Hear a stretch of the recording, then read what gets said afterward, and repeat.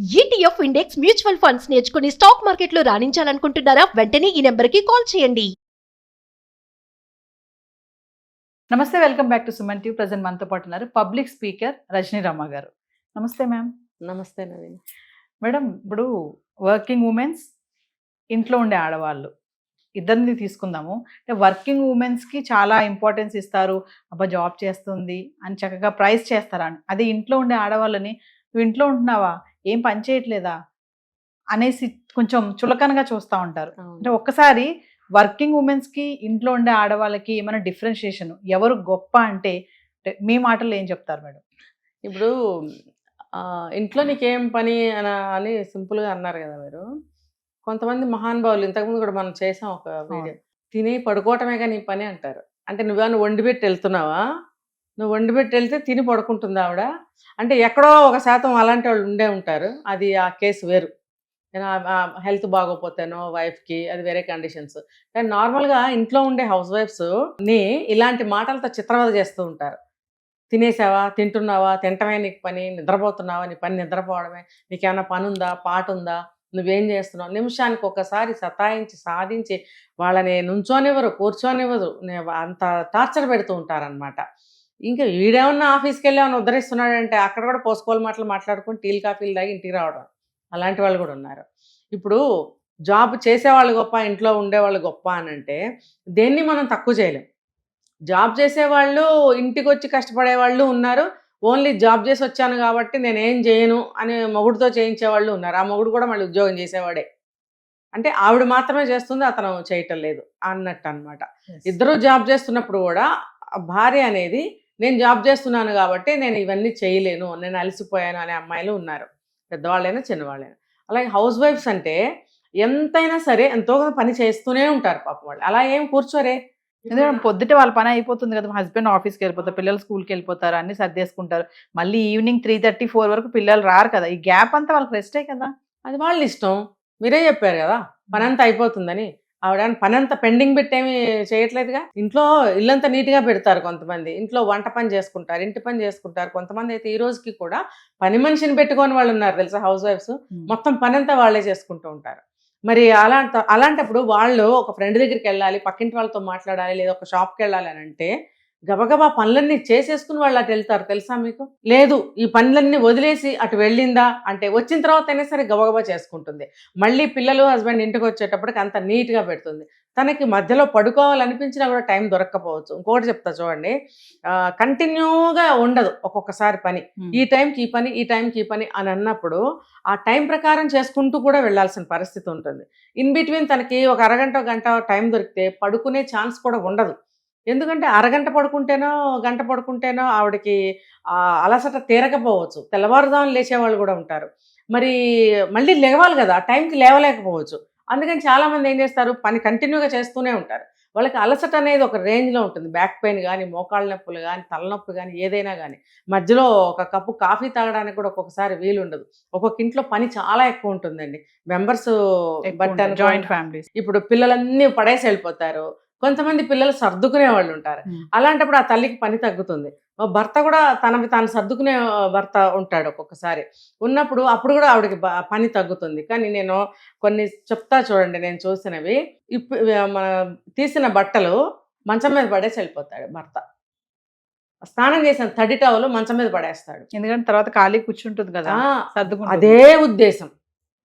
అయితే ఏమంటారంటే అడిగితే కూడా నువ్వేం చేస్తావు, నువ్వు తీయి, లైట్ స్విచ్ ఆఫ్ చేయరు, టైం అయిపోతుంది వెళ్ళాలి, లైట్ స్విచ్ ఆఫ్ చేయరు. ఆనకు వచ్చి కరెంటు బిల్లు పెరిగిపోతుంది, నువ్వు టీవీలు చూస్తున్నావు లేకపోతే ఇంకోటి చేస్తున్నావు. అదే నువ్వు తీసి వెళ్లకుండా వదిలేస్తే లైటు అది కాదా, కరెంటు బిల్లు అది రాదా. ఫ్యాన్ తిప్పేస్తారు, ఏసీ ఆన్లో పెట్టేస్తారు. ఒకవేళ ఈవిడ ఏదో పనిలో పడి అది చూడటం మర్చిపోతే నీకు మీటర్ తిరుగుతూనే ఉంటుంది, దాని పని అది చేస్తుంది.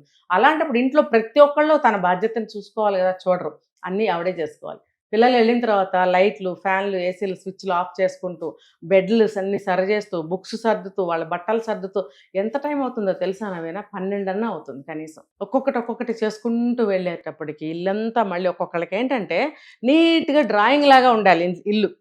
అలాంటి వాళ్ళు ఏం చేస్తారు, పిల్లలు కానీ భర్త కానీ ఎలా పడేసినా కూడా వాళ్ళు ఓపికగా సర్దుతారు. ఎందుకు ఎనీ టైం ఎవరైనా రావచ్చు, ఇంటి ఇల్లాలని అనుకుంటారు అనే భావంతో తను కష్టపడి అన్నీ సర్దుతుంది. మళ్ళీ ఈవినింగ్ రాగానే బ్యాగులు గిరాట కొడతారు, బూట్లు గిరాట కొడతారు, భర్తతో సహా. టీలో కాఫీలో తాగితే ఎక్కడే పెట్టేస్తారు, తీసుకెళ్ళి కిచెన్లో పెట్టచ్చు కదా. పిల్లలు కూడా అంతే, పాలో తాగారనుకో, స్నాక్స్ తిన్నారనుకో, అవి అక్కడే పెట్టేస్తారు. కూర్చున్న దగ్గర బూట్లు ఇప్పేసి పార్క్లోకి వెళ్ళిపోతారు ఆడుకోవడానికి. మరి వాళ్ళు రాగానే మళ్ళీ హోంవర్క్లు చేయించడం, మళ్ళీ ఈవినింగ్కి డిన్నర్ రెడీ చేయటం, మళ్ళీ ఈవినింగ్ 4 o'clock 5 o'clockకి పిల్లలు వచ్చిన వాళ్ళకి స్నాక్స్ రెడీ చేయటం, ఎన్ని ఉంటాయి చూడండి. ఇలా లెక్క పెట్టుకుంటూ వెళ్తే ఇంకా గట్టిగా చెప్తే బాత్రూమ్స్ కడగడం.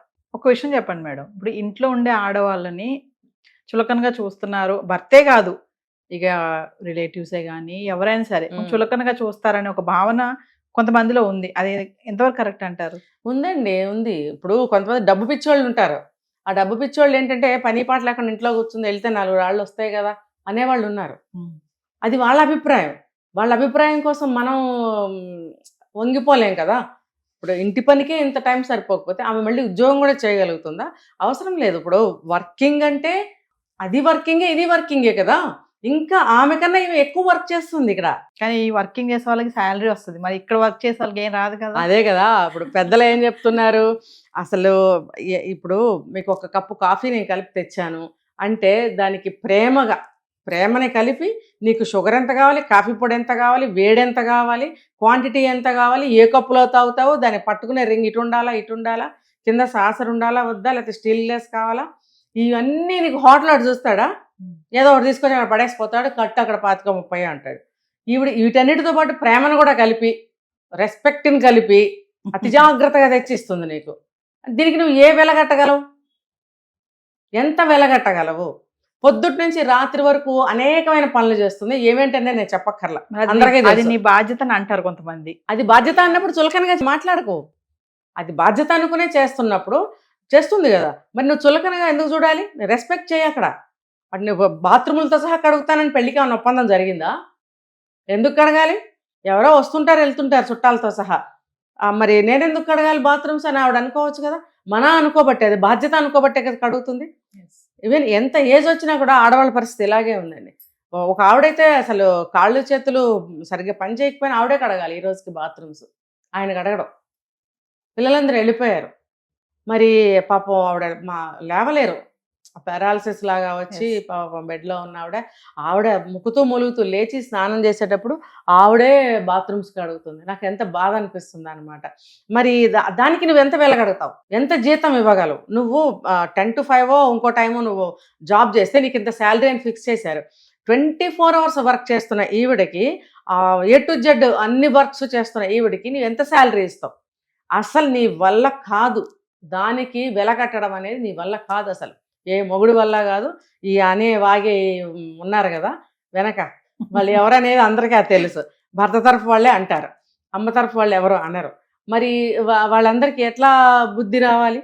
కూర్చోండి, ఒక్కరోజు పని చేయకుండా కూర్చుంటే వాళ్ళకి తెలుస్తుంది. సో ఫైనల్లీ మేడం, రజనీరమ్మ గారు మరి వర్కింగ్ ఉమెన్స్కి ఓటేస్తారా, ఇంట్లో ఉండే ఆడవాళ్ళకి ఓటేస్తారా అంటే ఏం చెప్తారు? నేనైతే ఇంట్లో ఉండే వాళ్ళకే వేస్తా ఓటు, ఖచ్చితంగా. నువ్వు ఇంటికి వచ్చేటప్పటికి నీకు పొగలు కక్కి అన్నమే పెట్టాలని ఒకడు దెబ్బలాడతాడు. ఒకడు దెబ్బలాడినప్పుడు బయట ఒక 5 నిమిషాల్లో వస్తున్నాడు అనగానే పొయ్యి మీద అన్నం పెట్టాలి. అప్పటికప్పుడు 2 పూట్ల వంటలు చేయాలి. మళ్ళీ ఏదైనా సరే ఫ్రెష్గా ఇవ్వాలి. ఇప్పుడు ఇందాక నేను చెప్పాను అదే, నువ్వు ఏ హోటల్కి వెళ్తే నీకు ఫ్రెష్ ఫుడ్ పెట్టాడు? పెట్టడు. నిన్నటిది మొన్నటిది కలిపేసి అప్పటికప్పుడు తయారు చేసినట్టు వేడి చేసి తీసుకొచ్చి పెడతాడు. ఆడవాళ్ళకి తెలుస్తుందండి అది ఇప్పుడు తయారు చేసిందా, నిన్న చేసిందా, మొన్న చేసిందా చెప్పగలుగుతారు. ఆ ఫ్రెష్నెస్ తెలిసిపోతుంది. ఇప్పుడు ఆ రైసే తీసుకోండి, అది ఇవాళతో నిన్నటితో చెప్పేయచ్చు. మనం కూరలైనా సరే చెప్పేసేయచ్చు. మరి ఇంట్లో అలా జరుగుతుందా? నీకు పొద్దున్నే పెట్టాలి, సాయంత్రం పెట్టాలి. పెద్ద మగాళ్ళకి ఒక్కొక్కళ్ళ ఇంట్లో ముందు వాళ్ళకి పెట్టి తర్వాత తల్లి పిల్లలు తింటారు. ఎందుకు తినాలి అలాగా? ఇంత చాకరీ చేస్తూ, ఇంత సేవ చేస్తూ మిగిలినయో సర్దుకుని తినవలసిన అవసరం ఏముంది? మరి దానికి నువ్వు ఎంత వెలకడతావు? వాల్యూ ఎంత ఇస్తావు? కాబట్టి ఉద్యోగం చేసే ఆడవాళ్ళు ఏమైనా చెలాయించుకుంటారు. నేను కష్టపడి వస్తున్నాను, నేను ఈ పూట చేయలేను, నేను కష్టపడి వస్తున్నాను, నువ్వే వండు, నేను కష్టపడి వస్తున్నాను, నాకు బయట నుంచి తీసుకురా, ఇలాగా వాళ్ళు తప్పించుకోగలుగుతారు. ఇల్లు చూడండి, ఉద్యోగం చేసే ఆడవాళ్ళ ఇల్లు నా లైఫ్లో ఇంతవరకు ఒక్కళ్ళ ఇల్లు కూడా నీట్గా నేను చూడలేదు. అదే హౌస్ వైఫ్స్ ఇంట్లో ఉండే ఆడవాళ్ళ ఇల్లు ఒక 90% అయినా సరే నీట్గా పెట్టుకుంటారు. మిగతా 10% వదిలేద్దాం. మరి అలాంటప్పుడు నా ఓటు హౌస్ వైఫ్స్కే ఉంటుంది కదా. చూడండి ఎన్ని పనులు చేస్తారండి వీళ్ళు, ఒకటి కాదు. దీని గురించి మనం పెద్ద ఎపిసోడ్ చేద్దాం. Thank you madam.